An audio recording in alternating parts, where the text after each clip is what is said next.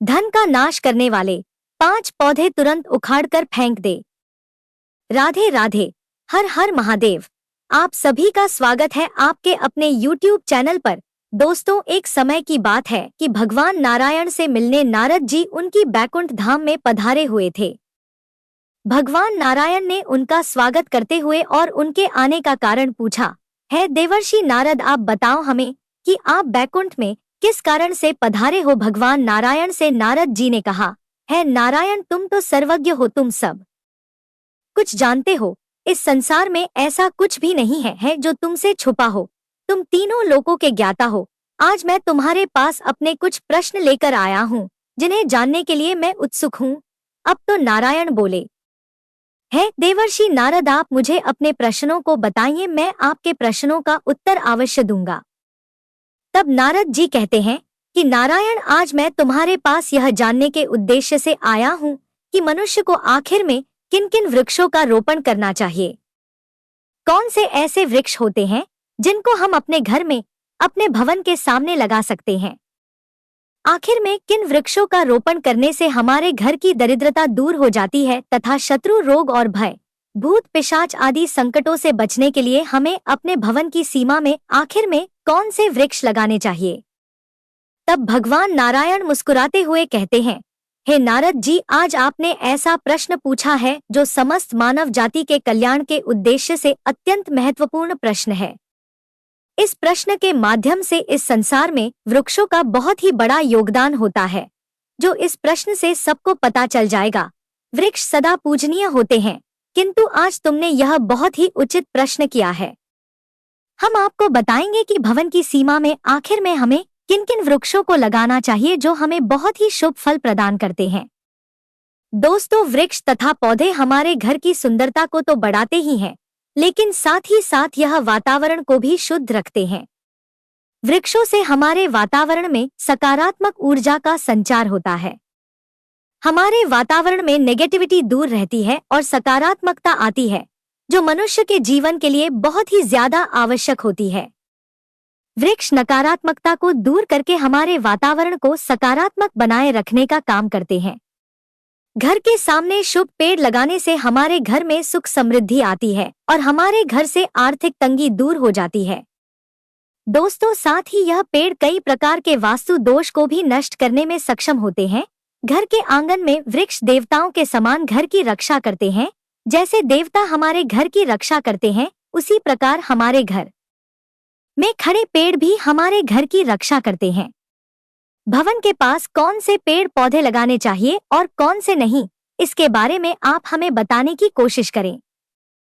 तब नारायण भगवान कहते हैं कि मैं तुम्हें एक प्राचीन कथा सुनाऊंगा, जिससे तुम्हें यह स्पष्ट समझ आ जाएगा कि आखिर में वृक्षों का तथा पेड़ पौधों का हमारे घर के आसपास लगाना कितना फलदायी होता है और कौन से पौधे हम अपने घर के पास लगाने से दुख और दरिद्रता को लाते हैं।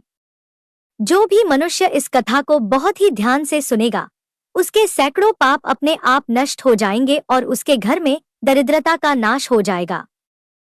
तब नारद जी भगवान नारायण से कहते हैं, हे भगवान, मैं इस कथा को पूरे ध्यान से अवश्य ही सुनूंगा। कृपया आप मुझे वह कथा सुनाने की कोशिश करें। मैं इस कथा को सुनने के लिए बहुत ही ज्यादा उत्सुक हूँ। तब भगवान नारायण कहते हैं, हे नारद जी, पूर्व कल की बात है। उत्तर प्रदेश में एक बहुत ही सुंदर नगरी थी। उस नगरी में रामेश्वर नाम का एक वैश्य अपनी पत्नी सुभद्रा के साथ निवास करता था। रामेश्वर भगवान नारायण का भक्त था। वह नित्य भगवान नारायण की पूजा करता था और हमेशा अपने मन में सदैव भगवान को याद करता रहता था। रामेश्वर की पत्नी भी बहुत ही सुशील और गृह कार्य में दक्ष थी और एक पतिव्रता स्त्री थी। वह अपने पति के साथ भगवान की सदैव सेवा में लगी रहती थी। उनके घर में धन धान्य की कोई कमी नहीं थी। वह अपने घर में धन धान्य से संपूर्ण और परिपूर्ण थे। तब भगवान की कृपा से उसके पास सब कुछ था। इस प्रकार से अनेक दिन बीत जाने के बाद रामेश्वर की जो पत्नी थी, जिसका नाम सुभद्रा था, उसने अपने आंगन में एक वृक्ष का रोपण किया था और वह उसे वृक्ष की नित्य सेवा करती थी। उसमें जल चढ़ाकर उसकी सेवा में लीन रहती थी। किंतु रामेश्वर की पत्नी को वृक्ष रोपण का बिल्कुल भी ज्ञान नहीं था। उसे जो वृक्ष प्रिय लग जाता वही वृक्ष वह अपने घर में लगा लेती थी। उसने अपने घर में जो वृक्ष अशुभ माने जाते थे उन वृक्षों का रोपण किया, क्योंकि उसे वृक्षों के बारे में कोई भी जानकारी नहीं थी। उसने अपने घर के आंगन में उन वृक्षों को ध्यान रखकर उनकी सेवा कर उनका बड़ा कर दिया, जिस कारण से रामेश्वर को व्यापार में काफी सारा घाटा होने लगा था। उसके घर में रोज कलह होने लगती थी। जो पति पत्नी एकदम शांत स्वभाव से रहते थे, अब पति पत्नी में कलह हो जाती थी। जो नित्य भगवान की सेवा करते थे, अब उनका मन सेवा में कम लगता था। पति पत्नी में बार बार कलेश होने लग जाती थी। उन दोनों के जीवन में समझो जैसे कठिनाइयों का पहाड़ टूट गया हो। रामेश्वर का सारा व्यापार धीरे धीरे डूब गया था और उसका सारा धन भी धीरे धीरे करके नष्ट हो गया था।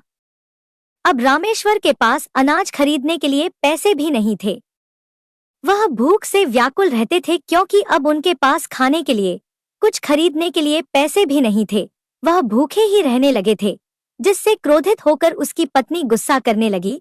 वह अपने पति को कोई काम करने के लिए कहती, फिर रामेश्वर काम मांगने के लिए गांव में घूमने लगा, लेकिन उसे कहीं पर भी बिल्कुल भी किसी ने काम नहीं दिया था। उसने आकर अपनी पत्नी से कहा, सुभद्रा, मुझे तो कोई काम भी नहीं दे रहा है। ना जाने हमारी किस्मत को क्या हो गया है। हमारी जिंदगी में पता नहीं कैसे इतनी सारी परेशानियां आ गई हैं। अब मैं कहाँ पर काम खोजने जाऊं? मुझे तो कहीं पर भी कोई काम नहीं मिल रहा है। वे दोनों ही पूरी तरह से हताश हो गए थे। रामेश्वर और उसकी पत्नी ने किसी तरह अपना पेट भरा। इस प्रकार से अशुभ वृक्ष लगाने के कारण दोनों के ही जीवन में घोर पाप, दरिद्रता और परेशानी संकट आने लगे। किंतु वे दोनों ही इस बात से बिल्कुल ही अनजान थे कि उनके घर में आखिर में इतनी बड़ी दरिद्रता कैसे आई। फिर एक दिन एक साधु महात्मा रामेश्वर के घर पर पधारते हैं। उन्हें देखकर रामेश्वर ने उनको प्रणाम किया और कहते हैं, हे साधु महाराज, पधारिए, आपका इस गरीब की कुटिया में स्वागत है। कहिए, मैं आपकी अपने मन से और अपने आप से कैसे सहायता कर सकता हूँ? वह साधु महाराज कहने लगे, हे महोदय, मैं तीर्थ यात्रा पर जा रहा था, विश्राम करने के लिए कोई जगह खोज रहा था, किंतु मुझे कोई जगह नहीं मिली। यदि आपको कोई कष्ट ना हो तो मुझे अपने घर में स्थान दे दोगे। मैं बहुत दिनों से भूखा हूँ। कुछ भोजन भी प्राप्त हो जाए तो आप पर भगवान की बहुत बड़ी कृपा होगी। साधु महाराज के ऐसे वचन सुनकर वह रामेश्वर कहने लगा, हे साधु महात्मा, आप अवश्य ही एक पुण्य आत्मा हो। आपके मुख पर तेज छाया हुआ है। आपकी सेवा करने का मुझे सौभाग्य मिला है। मैं इस अवसर को नहीं जाने दूंगा।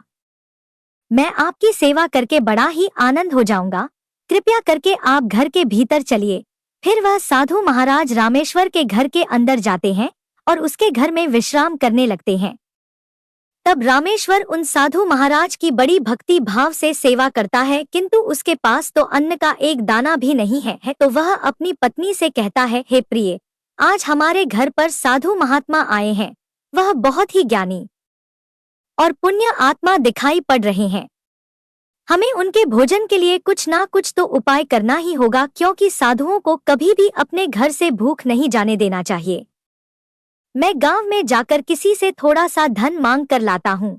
इतना कहकर वह रामेश्वर गांव में एक सेठ के घर पर चला जाता है और उस सेठ से थोड़ा सा धन मांगने लगता है, किंतु वह सेठ उस वैश्य को धन देने से बिल्कुल मना कर देता है और कहता है, तुम्हारे पास तो एक फूटी कौड़ी भी नहीं है, तो मेरा धन कैसे वापस कर पाओगे? तब रामेश्वर कहता है, सेठ, कृपा करके आप मुझे थोड़ा सा धन दे दीजिए। मैं जल्दी ही कुछ ना कुछ करके आपके धन लौटाने की कोशिश करूंगा। यदि मैं आज धन लेकर नहीं गया तो मेरे द्वार पर आए हुए अतिथि को मैं भोजन नहीं करवा पाऊंगा। मेरे द्वार से अतिथि खाली हाथ चले जाएंगे। आप मेरा घर ले लीजिए, लेकिन मुझे थोड़ा सा धन दे दीजिए। रामेश्वर की बात सुनकर उस सेठ को उस पर थोड़ी सी दया आ जाती है और वह उसे धन देने के लिए कहता है, रामेश्वर, यदि तुमने धन नहीं लौटाया तो तुम स्वयं ही मुझे अपना घर सौंप देना। रामेश्वर कहता है, ठीक है सेठ जी, मैं तुम्हें वचन देता हूँ कि यदि मैं तुम्हारा धन नहीं लौटाया तो मैं तुम्हें अपना घर दे दूंगा। फिर रामेश्वर उस सेठ से धन लेकर बाजार से दूध, चावल, सब्जी, शक्कर सब कुछ लेकर चला जाता है और फिर वह अपनी पत्नी से कहता है, तुम उन साधु महात्मा के लिए भोजन बनाकर उन साधु महात्मा को भोजन परोसकर उनकी भूख को शांत करो। इस प्रकार से रामेश्वर की भक्ति और निष्ठा को देखकर वे साधु महाराज बहुत ज्यादा प्रसन्न हो जाते हैं। भोजन हो जाने के पश्चात भी जाते जाते रामेश्वर से कहते हैं, मैं तुम्हारी भक्ति भाव, आदर्श, सम्मान से बहुत ज्यादा प्रसन्न हूँ। अगर तुम्हारी कोई कामना है तो मुझे बताओ, मैं तुम्हारी मनोकामना आवश्यक पूरी करूंगा। तब रामेश्वर कहता है कि महात्मा, आपका आशीर्वाद ही मेरे लिए सब कुछ है, किंतु मैं आपसे यह जानना चाहता हूँ कि किस पाप के कारण मुझे दरिद्रता का दुख भोगना पड़ रहा है। मैं तो कुछ समय पहले बहुत ही भक्ति भाव से अपने घर में धन धान्य से संपूर्ण था। हमने तो भगवान नारायण की भक्ति की थी, फिर हमारे घर में जीवन में दरिद्रता, परेशानी, दुख तकलीफ क्यों आए? क्या मुझे तुम इसका कारण बता सकते हो और इस दरिद्रता को दूर करने के लिए मुझे कुछ उपाय भी बता दीजिए, जिससे मैं अपने घर की दरिद्रता को दूर कर सकूं। फिर वह साधु महात्मा कहते हैं, मैं जब तुम्हारे घर पर आया था तभी मुझे यह ज्ञात हो गया था कि तुम्हारे जीवन में बहुत ज्यादा दरिद्रता, संकट और परेशानियां छाई हुई है, क्योंकि तुम्हारे घर के सामने जो वृक्ष है वह तुम्हारी दरिद्रता का कारण है। इसीलिए तुम इन वृक्षों को हटाकर उनके स्थान पर शुभ वृक्षों को लगाओगे तो तुम्हारे जीवन से दरिद्रता दूर हो जाएगी। तुम्हारी पत्नी ने भवन के सामने जो वृक्ष लगाए हैं वह वृक्ष बहुत ही अशुभ हैं। इन्हीं के कारण तुम्हारी ऐसी दशा हुई है। इन्हीं के कारण तुम्हारे घर में दरिद्रता ने जन्म लिया है। रामेश्वर कहता है कि महात्मा, कृपा करके मुझे बताइए कि घर के सामने हमें कौन सी वृक्ष लगानी चाहिए जिससे हमारे घर में दरिद्रता दूर हो जाए और सुख, समृद्धि और धन का वास होने लगे। ऐसी कौन से वृक्ष हैं जो हमें भूल कर भी नहीं लगाने चाहिए? कृपया करके आप मुझे विस्तार से समझने की कोशिश करो, क्योंकि मैं बहुत ही दुखी हूँ। फिर वह साधु महात्मा कहते हैं, रामेश्वर, मैं तुम्हें उन सब वृक्षों के बारे में बताऊंगा जिन्हें घर के पास लगाने से हमें शुभ फलों की प्राप्ति होगी, इसीलिए तुम ध्यानपूर्वक सुनो। किसी जलाशय के समीप पीपल का वृक्ष लगाने वाले मनुष्य को जो फल मिलता है वह सैकड़ों यज्ञ के समान माना जाता है। अगर तुम कहीं पर पीपल का वृक्ष लगाओगे तो समझो कि तुमने सैकड़ों यज्ञ को कर लिया है। जब पीपल के पत्ते उस जलाशय से गिरते हैं तो वह पिंड के समान होकर पितरों को भी तृप्ति प्रदान करते हैं। इससे सभी प्रकार के पितृ दोष भी समाप्त हो जाते हैं। इसीलिए हर मनुष्य को किसी जलाशय के समीप एक पीपल का वृक्ष अवश्य लगाना चाहिए। जो मनुष्य नित्य स्नान करके पीपल को स्पर्श करके उनको प्रणाम करता है तो वह सभी पापों से मुक्ति पा लेता है और कभी भी वह अपने जीवन में पराजित नहीं होता है। पीपल को स्पर्श करने से हमें माता लक्ष्मी की प्राप्ति होती है और उसकी कृपा भी हम पर बरसती है और पीपल की परिक्रमा करने से हमारी आयु में वृद्धि होती है। दूसरा वृक्ष है आंवले का पेड़। आंवले का फल समस्त लोगों में प्रसिद्ध एवं पवित्र परम माना है। आंवले को लगाने से स्त्री और पुरुष जन्म मृत्यु के बंधन से सदा सदा के लिए मुक्त हो जाते हैं। आंवला पवित्र फल भगवान विष्णु को अत्यंत प्रसन्न करने वाला एवं शुभ फल देने वाला माना गया है। आंवले को खाने से हमें सभी पापों से मुक्ति भी मिलती है। इसके अलावा आंवला खाने से हमारी आयु भी बढ़ती है। उसका अगर हम जल पिए तो हमारे रोगों का नाश होता है और आंवला को जल में मिलाकर स्नान करने से हमारे घर से दरिद्रता दूर हो जाती है। तीसरा है अशोक का वृक्ष। अशोक के वृक्ष में अक्षराओं का निवास माना जाता है। यह वृक्ष शोक का नाश करने वाला तथा निराशा को समाप्त करने वाला होता है और हमारे घर में खुशी यह लाने वाला होता है। इस वृक्ष को घर के पास लगाने से हमारे घर में सदैव सुख, समृद्धि और शांति बनी रहती है। अशोक का वृक्ष हमें शीतलता प्रदान करने वाला बहुत ही खूबसूरत और पवित्र पौधा होता है। माता लक्ष्मी ने जब देवी सीता के रूप में अवतार लिया था तब रावण द्वारा अपहरण करने के बाद भी माँ सीता अशोक वाटिका में अशोक के वृक्ष के नीचे ही अपनी जीवन बिता रही थी।